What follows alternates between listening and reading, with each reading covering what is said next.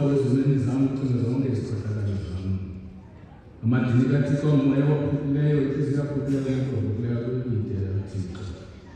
Ngavule inhliziyo yenu kungabi izinduku zenu kunkele kuYehova uThixo wenu, ngokuba enofefe nenceba yena, iqumba kade enobubele elikhulu enosizi olukhulu. Kuyo inkosi uThixo wethu kwizibele nezixolelo, nakuba singavelelanga kuyo saluphulaphula ilizwi likaYehova, lokuba sihambe ngemithetho yakhe ayilekileyo phambi kwethu. Ndohlwaye Yehova kodwa ngokufanelekileyo kungabi ngengqondo yakho, hleze kundenze into emincane.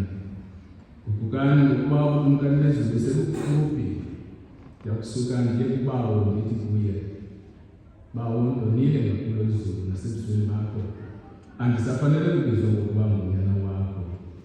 Zongangeni ekugqibeni kwesigaba sakho, ngokuba kungalungile ebusweni bakho namnye ohleliyo.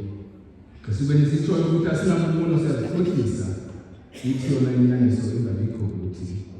Kodwa xa sibeni sizivuma izono zethu, unyanisekile yena, ulungile kanjalo ukuze asixolele izono zethu, asihlambulule konke okungalungileyo.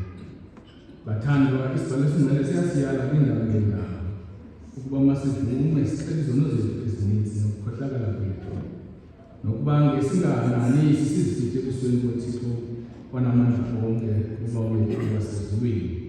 Ngoko sibe nakho ukuzixela ngenhliziyo elulamileyo, inhliziyo ethobekileyo, inhliziyo elilayo nenhliziyo evayo, ukuze sizizwe ukuxolelwa kwazo ngabufele bakhe netafula lakhe elingenambaliso. Ngakho oko ndiyanithandaza ndinyala nonke elingalikhoyo apha, ukuba maningiphelele ngenhliziyo engcolileyo nelizwi elilulamileyo, siye esihlalweni sophefumula sezulwini nisithi emva